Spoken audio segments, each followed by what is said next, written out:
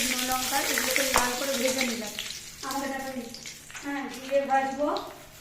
এবার dry fruit দেবো, একটু জিরে দিলাম, একটু ড্রাই ফ্রুট দেবো, সব রকম কাজু কিচমিচ ড্রাই ফ্রুট একটুখানি ভেজে নেবো হালকা করে। হ্যাঁ, ভেজে এদিকে গোবিন্দভোগ চালে হলুদ, ঘি, নুন, চিনি সব মাখিয়ে রেখেছি। আর এখানে তোমার গরম মশলার সব গুঁড়ো করে এটা দিয়ে দেবো। যত কাপ চাল ঠিক তার 2 কাপ জল দেব। যদি 3 কাপ হয় তাহলে 6 কাপ দেবো। আর 4 কাপ আমি চাল নিয়েছি, যার যেমন প্রয়োজন। 4 কাপ আমি চাল নিয়েছি, তাতে 8 কাপ জল দেবো।